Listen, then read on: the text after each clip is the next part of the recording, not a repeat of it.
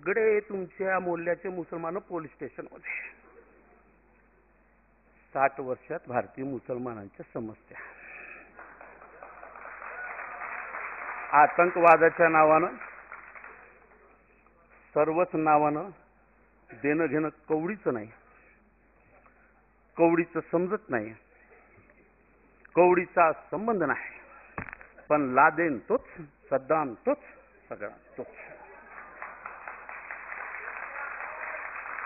Problem कसा आहे साहेब, भारतीय मुसलमानांच्या आता विला सोडवण्यासारखी माणसं आहेत म्हणून हे साहित्य आणि बेंडूसरांसारखी म्हणून हे साहित्य चळवळ चालली. तरी खरंच नागपूरला साहित्य संमेलन झालं, दुसरं मी आयोजित केलेलं होतं. काय कठीण परिस्थिती मी आज मांडतो. त्यावेळेस साहित्य संमेलन झाल्यानंतर जेऊ घातलं, ज्यानं घातलं तो उभा होता, पैसे दे. पैसे नव्हते म्हणून गाडी विकून आम्ही पैसे दिली होती. एवढी खरं तर स्थिती त्याच्यामध्ये मुसलमानांचं साहित्य चालावं म्हणून ही चळवळीपर्यंत आली. ज्यांनीही आयोजित केलं, ज्यांनी चालवलं ते अभिनंदनास पात्र आहेत. त्यांचं अभिनंदन करायला पाहिजे. सोपी गोष्ट नाही आहे. प्रकाशक मिळत नाही, वितरक मिळत नाही. अनुलेखानं मारण्याची परंपरा अधिक तीव्र झालेली आहे. अभ्यासक्रमात लावत असताना शहाजिंदे सारख्यांना 10 घाम पुसावा लागतो, हे त्यांनी स्वतः कबूल करावं अथवा करू नये आम्हाला दिसतो. काय करणार काय आपण.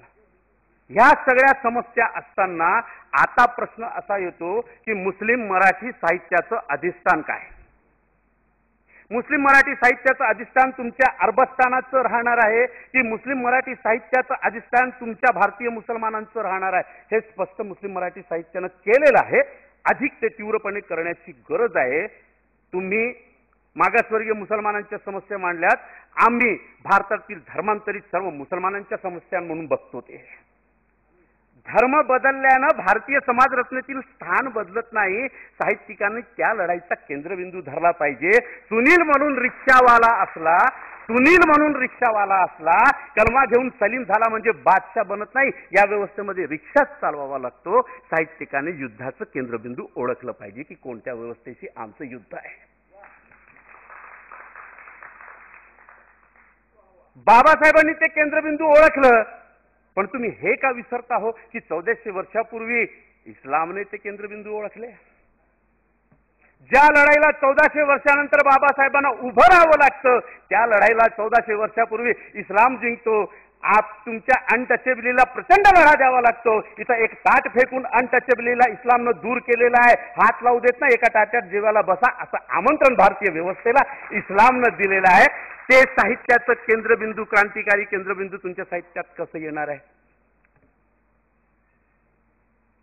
ज्या व्यवस्थेनं नाकारण्याची प्रक्रिया जिवंत ठेवली बाबासाहेबांच्या पूर्वी, इस्लामच्या पूर्वी, इस्लाम आल्यानंतर, बाबासाहेबांची क्रांती झाल्यानंतर अजूनही ती नाकारण्याची प्रक्रिया तीव्र आहे. त्या नाकारण्याच्या प्रक्रियेमध्ये स्वीकारण्याची प्रक्रिया जी इस्लामनं चालू केली तो तुमच्या विद्रोही साहित्याचा केंद्रबिंदू होणार आहे की नाही हे 8व्या मुस्लिम मराठी साहित्य संमेलन ठरवलं पाहिजे. आणि ते मुस्लिम मराठीतील कवी करीत आहेत. ते करीत आहेत. धर्मांतरणावरती लिहिलं गेलं पाहिजे. इस्लाम म्हणजे केवळ नमाज पडणं नव्हे, इस्लाम म्हणजे 5 तत्वांचं पालन नव्हे, इस्लाम म्हणजे केवळ हाजी लावणारा म्हणजे इस्लाम नव्हे. इस्लाम संपूर्ण अशी सामाजिक व्यवस्था आहे ज्या सामाजिक व्यवस्थेनं इथल्या चातुर्वर्ण वर्ण द्वेषी व्यवस्थेला छेद दिलेला आहे. तो क्रांतिबिंदू महात्मा ज्योतिबा फुले उचलतात. आणि महात्मा ज्योतिबा फुले मुस्लिम मराठी साहित्यातला पहिला साहित्यिक होतो की तो म्हणतो आर्य धर्म भंडे इस्लामे तोडिले ताटात घेतले भेद नाही. महात्मा ज्योतिबा फुले. ती परंपरा तुमच्या साहित्यातून येणार आहे की नाही. ती परंपरा येणार नसेल तर मुस्लिम मराठी साहित्य हे रुबाई किंवा गझल बनवून एक स्थान घेऊन थांबणार आहे हे एवढं निश्चित. दलित साहित्याचं क्रांती तत्व काय. दलित साहित्याचं क्रांती तत्व दलित म्हणून जगत असताना जे प्रश्न त्याला या व्यवस्थेत असताना सामोरे जावं लागतात, तुम्हालाही मुसलमान म्हणून त्याच प्रश्नांना सामोरे जावं लागतं. ते प्रश्न, त्या यातना, तो केंद्रबिंदू होणार आहे की नाही. तो जर झाला तर मुस्लिम मराठी साहित्याची नवीन चळवळ उद्यास येईल. डॉक्टर अंबोरेंनी एक पुस्तक लिहिलेलं आहे बघा, स्वातंत्र्यानंतर मुस्लिम मराठी साहित्याची नवी दिशा म्हणून चांगलं पुस्तक आलेलं आहे. त्याच्यात मुसलमानांच्या 21 लेखकांचं त्यांनी कविता संग्रहाचा आलेख मांडलेला आहे. ते कुणीतरी वाचावं. ते इथं नाही आलेलं आहे.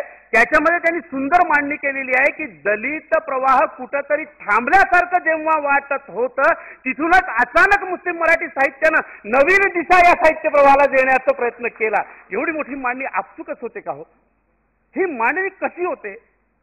आम्ही दलित म्हणून मुसलमान बनण्यापूर्वी जे जगत होतो, मग मुसलमान झाल्यानंतर व्यवस्थेशी धर्मांतरानंतरचा जो संघर्ष होतो तो मुस्लिम मराठी साहित्याचा केंद्रबिंदू झाला पाहिजे.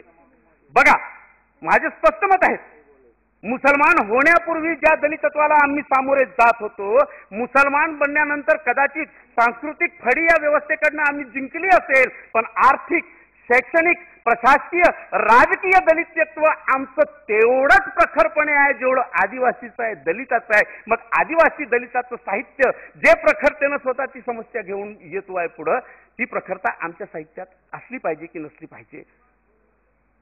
ती जर असेल तर मुसलमानांच्या तळागाळातील साहित्य म्हणून मुस्लिम मराठी साहित्य निश्चितच या संपूर्ण विश्वामध्ये स्वतःचं वेगळंपण जपण्याचं काम करेल. कसं? दंग्यावरची एक छोटीशी कविता. मी आधी सांगितलं की मी आगंतुक म्हणून आहे. आमच्या विलासरावांचा आदेश झाला, जावेद हो जा, आज आता प्रॉब्लेम नाही. शेवटी कसं असतं, बेन्नू सरांची एक आहे, मुस्लिम मराठी साहित्य चळवळत असताना एक कथा मला आठवली. माझा कथा संग्रह बरं का, म्हणजे मी हे बाहेरच्या कथा सांगत नाही. बाहेरचं असलं तर आपल्या बापाचं काय होतं, साहित्य संमेलनच आहे. तहसीलदारानं स्कीम आणली होती म्हणे एका गावात, ते पाटलाला द्यायची होती आणि पाटील तर संपूर्ण स्कीम राबवणार होता आणि खूप चांगला फायदा होता. तहसीलदार म्हणला की स्कीम घ्या, 50 घराचं गाव, 50ही जण उभे झाले, आम्ही पाटील आहोत म्हणले. या तहसीलदारची पंचायत